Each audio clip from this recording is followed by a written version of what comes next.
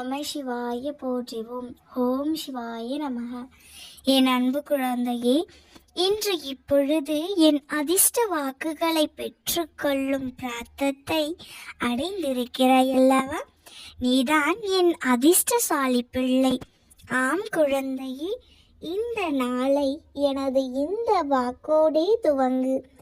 அதிர்ஷ்ட நாளாக நான் மாற்றி தருகிறேன். இன்று இரவு முடிவதற்குள் ஓர் அதிர்ஷ்டமான செய்தி, நீ எதிர்பார்த்து காத்திருந்த செய்தி நிச்சயம் உன்னை தேடி வரும். இந்த நாளில் என் வாக்கு பொய்க்காது, நம்பிக்கேள்.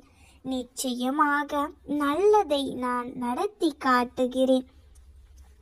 உன் வாழ்க்கையில் நீ சந்திக்கும் துயர்களை எல்லாம் சொல்லி, உனக்கு இனி உன் வாழ்வில் என்ன வேண்டும் என்பதையும் சொல்லி தெளிவாக என்னிடம் வேண்டுதல் வைத்து விட்டாய். அந்த வேண்டுதல்களுக்கான பதில்களை நான் தருகிறேன் கேள்.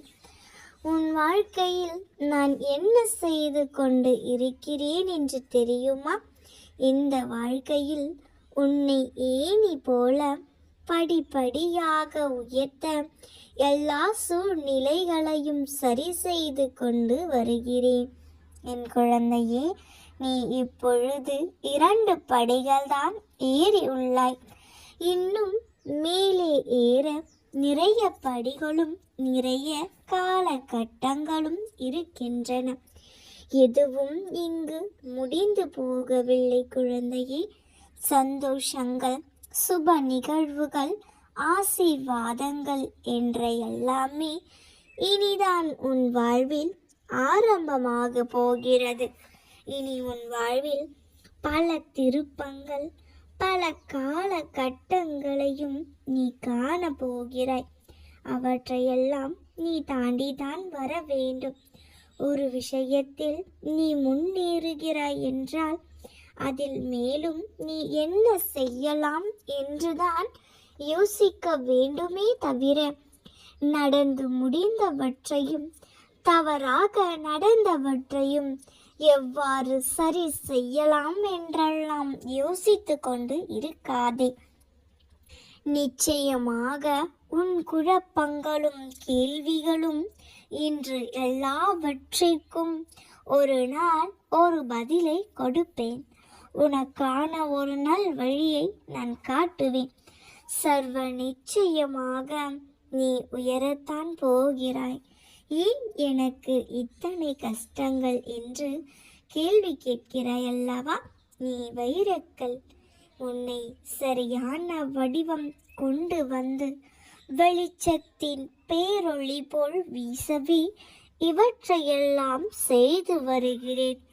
நீ இந்த அப்பாவின் பிள்ளை. அதனால் நீ இவையெல்லாம் கண்டு தோழாதே. மனதில் 1000 குழப்பங்களுடன் இனி என்ன நடக்குமோ, இது எவ்வாறு முடியுமோ என்ற கவலை தோய்ந்த முகத்துடனே நீ வலம் வந்து கொண்டு இருக்கிறாய். இப்பொழுது நான் சொல்வதை கவனமாகவும் முழுமையாகவும் கேட்டுவிட்டு அதன்படி செல். உன் குழப்பங்களுக்கான தீர்வையும் உன் வாழ்விற்கான நியாய தீர்ப்பையும் இன்றே உன் கனவில் தோன்றி பதில் சொல்கிறேன் குழந்தையே. நான் சொல்வதை மட்டும் கவனமாக கேள். வாழ்வில் உனக்கு என்ன இல்லை, எல்லாம் இருக்கிறது என்று நினைத்துக்கொள்.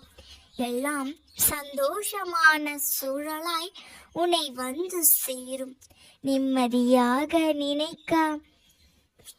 நினைத்தால் எதையும், எந்த சூழ்நிலையையும், எல்லாவற்றையும் கடந்து விடலாம். உன்னை விடவும் நீ உயிராய் நினைக்கும் என்னை விடவும் பெரிது எதுவும் இல்லை என்று நினை. நமக்கு வரும் கஷ்டங்களை நம்மால் தாங்க முடியும் என்று மென்மையாக உன்னிடம் நீயே சொல்லிக்கொள். உனக்குள் தன்னம்பிக்கையும் தைரியத்தையும் நீயே வளர்த்துக்கொள். உனக்கு நான் பரீட்சை வைக்கிறேன் என்று நீ நினைப்பது சரிதான். எதற்கு அந்த பரீட்சை ஒரு இடத்தில் இருந்து இன்னொரு இடத்திற்கு உயர்த்தவே இத்தனையும் நடக்கிறது. குழந்தையே, பல விஷயங்களில் நீ கற்றவை எப்படி நீ உன் புதிய நிகழ்வுகளில் செயல்படுத்துகிறாய் என்பதை நான் பார்த்து கொண்டுதான் இருக்கிறேன். உன் சோதனைகள் எல்லாம் அனுபவங்களாக மாறி உன் பலமான எதிர்காலத்திற்கு அடித்தளமாக்கப் போகிறேன். எதற்காக எவ்வளவு காலம் இப்படி சோதனைகளை தாங்குவது என்று நினைப்பது சரிதான். ஆனால் முழுமையான முறையில் ஒன்றை தயாரித்தால் அது நல்ல முறையில் இருக்கும். அவற்றை தான் நான் உனக்கு செய்கிறேன். நான் உன்னை சரி செய்து கொண்டு இருக்கிறேன். வாழ்க்கையில் வருவதை அனுபவித்து வாழ வேண்டுமே தவிர தேவையற்ற குழப்பங்களை மனதில் சுமந்து கொண்டு தேவையில்லாமல் யோசித்து கொண்டு இருப்பதை தவிர்த்துவிடு. உனக்கு கிடைத்திருக்கும் இந்த அற்புதமான வாழ்க்கையை எப்படி போராடி ஜெயிப்பது என்றும் வாழ்க்கையில் வரும் மேடு பள்ளங்களை எவ்வாறு கடந்து செல்ல வேண்டும் என்றும் உன் சந்தோஷ தருணங்களை எவ்வாறு தக்க வைத்து கொள்ள வேண்டும் என்பதையும் யோசித்து செய். என் அற்புதங்கள் நடந்து கொண்டேதான் இருக்கின்றது. அதையும் நீ பார்த்து கொண்டேதான் இருக்கின்றாய். சரி, இன்று இரவு உறங்க செல்லும் முன் உன் மனதில் உள்ள பிரச்சனைகள், சிக்கல்கள், குழப்பங்கள், கேள்விகள் என அனைத்தையும் என்னிடம் சமர்ப்பித்துவிடு. உன் கண்ணீர், கவலை, கோபம் என்ற அனைத்தையும் என்னிடம் கொட்டி தீர்த்துவிடு.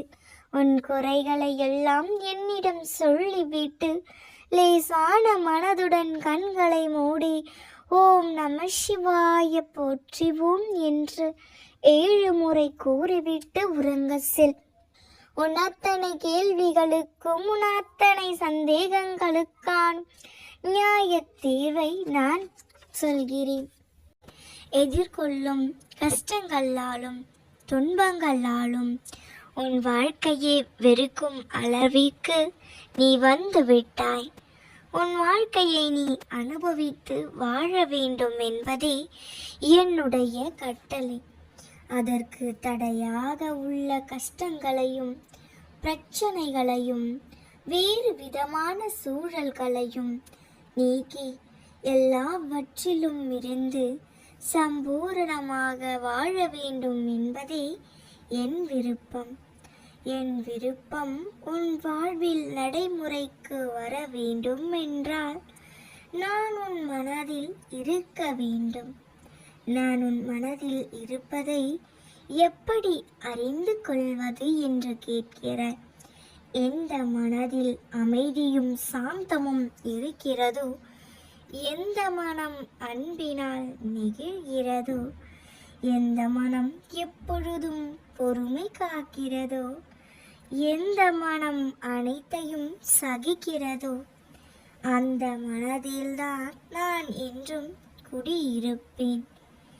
சில நேரங்களில் கலங்கச் செய்யும் வேதனை, திகைக்க வைக்கும் பிரச்சனைகள், மூழ்கடிப்பது போல தெரியும். ஆனால் திகைக்க கூடாது. எதையும் முன் ஜென்மத்து வினையென எடுத்துக்கொண்டு இனி வரும் நாட்களில் நன்றாக இருப்பதற்காக இந்த நிலையை இறைவன் தருகிறான் என்பதை ஏற்றுக்கொள்ள வேண்டும். மனநிலை மற்றும் மாறுதலுக்கு மௌன சாட்சியாக இருப்பவன் இறைவன். என் அன்பு குழந்தையே, எனக்கு எதையும் செய்யவில்லை என்ற கதறிய நாட்களும் உண்டு. அழுத நாட்கள் முடிந்து போகும். ஆனந்தமான காலம் உனக்காக காத்திருக்கிறது. மரத்தில் இலைகளை எல்லாம் உதிர்க்க ஆரம்பித்து விட்டால் மரம் பட்டுவிட்டது என்று நாம் பதறுவது இல்லை. இது இலையுதிர் காலம். இனி வசந்த காலம் வரும் என்பதை நினைத்து காத்திருப்போம். அப்படித்தான் இந்த துன்பங்களும் முடிவிற்கு வந்து இன்ப நாட்கள் உன்னை சேர போகிறது. அன்றைக்கு நீ தகுதியாக இருப்பதற்காக இந்த கஷ்டம் என்னும் பயிற்சி அளிக்கப்படுகிறது. நீ எதற்கும் கவலைப்படாதே, எல்லாம் நல்லபடியாக நடக்கும். நான் இருக்கிறேன், நான் பார்த்து கொள்கிறேன். நாம் இருக்க பயமேன். ஓம் நம சிவாய போற்றிவோம். ஓம் சிவாய நமக. நல்லதே நடக்கும்.